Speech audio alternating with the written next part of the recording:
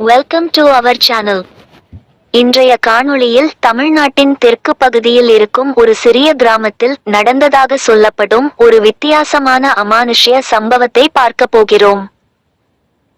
இந்த சம்பவத்தில் மதுரையிலிருந்து தனது சொந்த ஊருக்கு நள்ளிரவு பேருந்தில் பயணம் செய்த அரவிந்த் என்ற இளைஞருக்கு ஏற்பட்ட சில விசித்திரமான அனுபவங்கள்தான் இன்றைய கதை.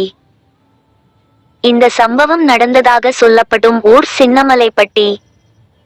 மதுரையிலிருந்து சுமார் 70 கிலோமீட்டர் தொலைவில் இருக்கும் அந்த கிராமத்தை சுற்றிலும் பல பழைய கண்மாய்களும் விவசாய நிலங்களும் பல வருடங்களாக பயன்படுத்தப்படாமல் இருக்கும் சாலைகளும் இருந்ததாக கூறப்படுகிறது.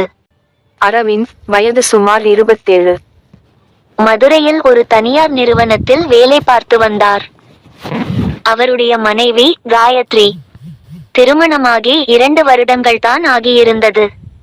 ஒரு நாள் அரவிந்துக்கு அவசரமாக சொந்த ஊருக்கு செல்ல வேண்டிய நிலை ஏற்பட்டது. மாலை நேரத்தில் வேலை முடித்துவிட்டு இரவு பேருந்தில் ஊருக்கு செல்ல முடிவு செய்தார். வழக்கமாக அவர் மாலை பேருந்தில் தான் செல்வார். ஆனால் அன்று வேலை அதிகமாக இருந்ததால் இரவு 10 மணிக்கு புறப்படும் பேருந்தில் ஏறினார். பேருந்தில் ஏறுவதற்கு முன்பு தனது மனைவி காயத்ரிக்கு போன் செய்தார். நான் பேருந்தில் ஏறிட்டேன். அதிகபட்சம் இரவு 1 மணிக்குள் வீட்டுக்கு வந்துடுவேன் என்று சொல்லிவிட்டு போனை வைத்தார். பேருந்து மதுரையை விட்டு கிளம்பியது. ஆரம்பத்தில் பேருந்தில் நிறைய பயணிகள் இருந்தார்கள். ஆனால் ஒவ்வொரு நிறுத்தமாக கடந்து செல்லும் போதும் பயணிகள் குறைந்து கொண்டே வந்தார்கள். சுமார் இரவு 12 மணியளவில் பேருந்து ஒரு சிறிய கிராமப்புற பேருந்து நிறுத்தத்தில் நின்றது. அப்போது அரவிந்த் ஜன்னல் வழியாக வெளியே பார்த்தார். அந்த இடத்தில் யாருமே இல்லை. ஒரே ஒரு மின்விளக்கு மட்டும் தூரத்தில் எரிந்து கொண்டிருந்தது.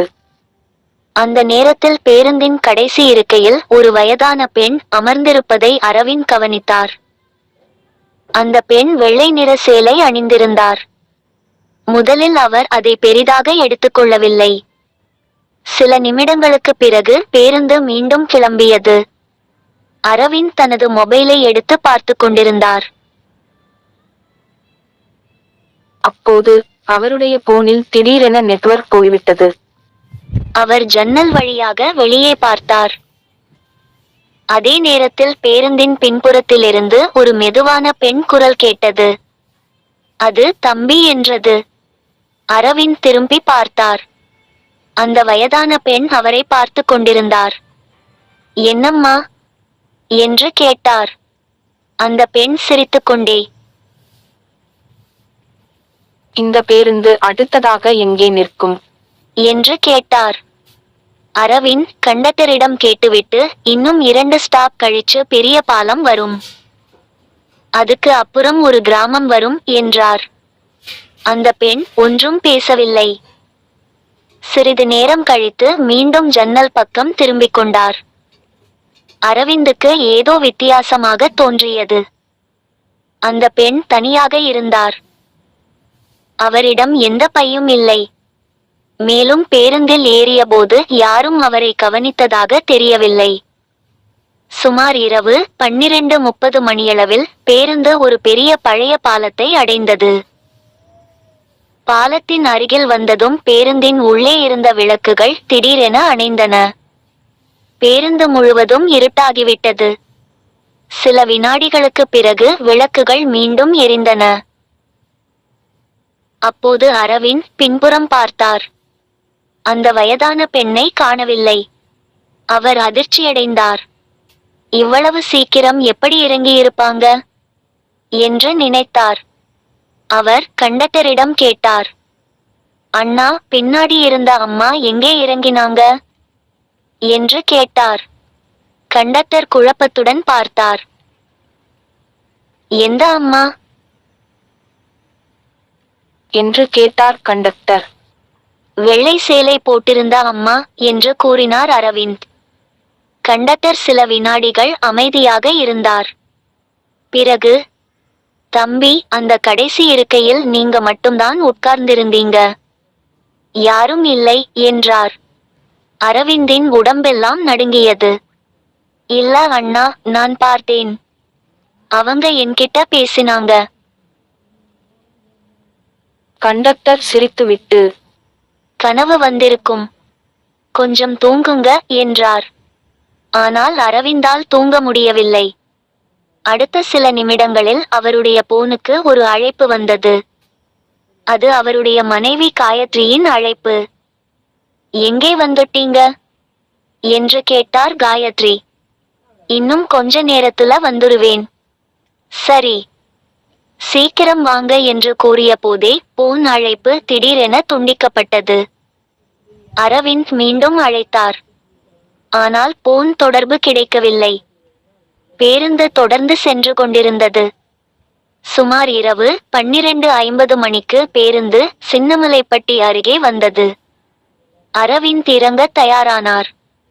அப்போது மீண்டும் அவருடைய காதில் அந்த பெண் குரல் கேட்டது. தம்பி என்றது அந்த குரல். அரவிந்த் அதிர்ச்சியுடன் திரும்பி பார்த்தார். இந்த முறை அந்த வயதான பெண் பேருந்தின் கதவுக்கு அருகில் நின்று கொண்டிருந்தார். அவள் நேராக அரவிந்தை பார்த்து கொண்டிருந்தாள். நீங்க இறங்கக்கூடாது என்றாள்.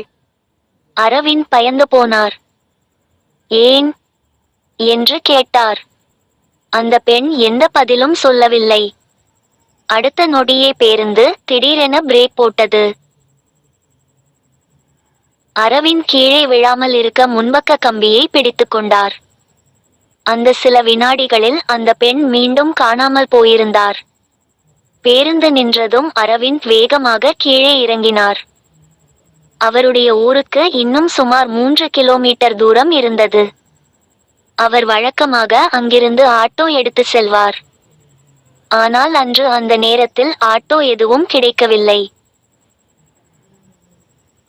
அதனால் நடந்து செல்ல முடிவு செய்தார். சாலை முழுவதும் அமைதியாக இருந்தது.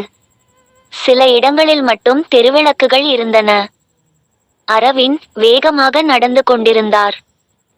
அப்போது அவருக்கு பின்னால் யாரோ நடந்து வருவது போல சத்தம் கேட்டது. சரக் சரக் என்று கேட்டது. அவர் திரும்பி பார்த்தார். யாரும் இல்லை. மீண்டும் நடந்தார். அதே சத்தம் மீண்டும் கேட்டது. இந்த முறை அவர் வேகமாக திரும்பினார். சாலையின் நடுவில் வெள்ளை சேலை அணிந்த ஒரு உருவம் நின்று கொண்டிருந்தது. அரவிந்த் உறைந்து போனார். அந்த உருவம் மெதுவாக அவரை நோக்கி நடந்து வந்தது. அரவிந்த் ஓட ஆரம்பித்தார். சில 100 மீட்டர் ஓடிய பிறகு பின்னால் பார்த்தார். யாரும் இல்லை. அவர் வீட்டை அடைந்து கதவை தட்டினார். காயத்ரி கதவை திறந்தார். என்னங்க இவ்வளவு நேரம் என்று கேட்டாள் காயத்ரி. அரவிந்த் உள்ளே வந்ததும் கதவை பூட்டச் சொன்னார். காயத்ரி அவரை பார்த்து கொண்டிருந்தார். அரவிந்தின் முகம் முழுவதும் வியர்வை. என்ன நடந்துச்சு? இப்ப சொல்ல வேண்டாம். காலையில சொல்றேன் என்றான் அரவிந்த்.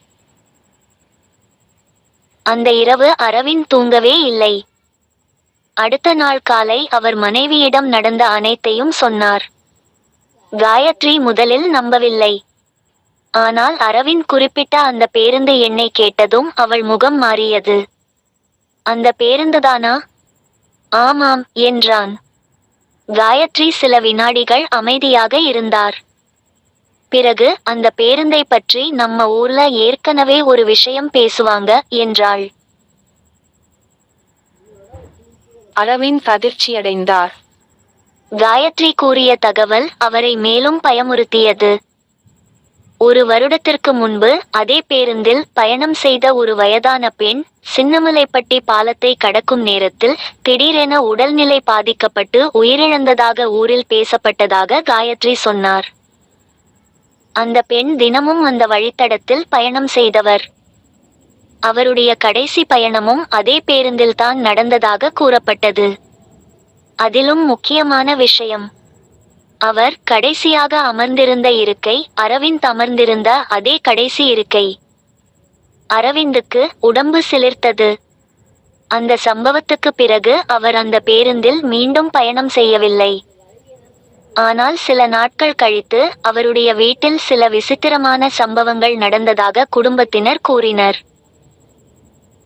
இரவு நேரங்களில் கதவு தட்டும் சத்தம், வீட்டின் முன்பாக யாரோ நடப்பது போன்ற சத்தம் மற்றும் சில நேரங்களில் யாரோ பெண் குரலில் அழைப்பது போன்ற உணர்வு ஏற்பட்டது. ஒரு நாள் அதிகாலை அரவிந்த் வீட்டின் முன் நின்று கொண்டிருந்தபோது தூரத்தில் அதே வெள்ளை சேலை அணிந்த பெண் ஒருவர் நடந்து செல்வதை பார்த்ததாகவும் கூறினார். அவர் உடனே அந்த பெண்ணை பின்தொடர்ந்தார்.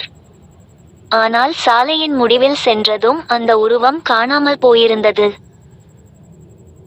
அதற்கு பிறகு குடும்பத்தினர் அந்த சம்பவத்தை பற்றி பேசாமல் விட்டனர். இது உண்மையிலேயே அமானுஷ்ய சம்பவமா? அல்லது இரவு நேர பயணம், தூக்கமின்மை, பயம் ஆகியவற்றால் அரவிந்துக்கு ஏற்பட்ட மனக்காட்சியா? இன்று வரைக்கும் அந்த குடும்பத்துக்கு இதற்கான தெளிவான பதில் கிடைக்கவில்லை. ஆனால் ஒரு விஷயம் மட்டும் அவர்களுக்கு இன்னும் மறக்க முடியவில்லை. அந்த இரவு பேருந்தில் அரவிந்த் கேட்ட அந்த பெண் குரல், "நீங்க இறங்கக்கூடாது." அந்த வார்த்தைகள் ஏன் சொல்லப்பட்டன? அந்த பெண் உண்மையில் யார்? அதே இருக்கையில் முன்பு உயிரிழந்த பெண்ணுக்கும் அரவிந்துக்கும் என்ன தொடர்பு? இதற்கான பதில் இன்று வரை மர்மமாகவே இருக்கிறது. இந்த சம்பவத்தை பற்றிய உங்களுடைய கருத்து என்ன? இது உண்மையான அமானுஷ்ய அனுபவமா? அல்லது வேறு ஏதாவது காரணமா? உங்கள் கருத்தை கமெண்ட் பாக்ஸில் பதிவு செய்யுங்கள். மீண்டும் ஒரு புதிய திகில் சம்பவத்துடன் சந்திப்போம். நன்றி.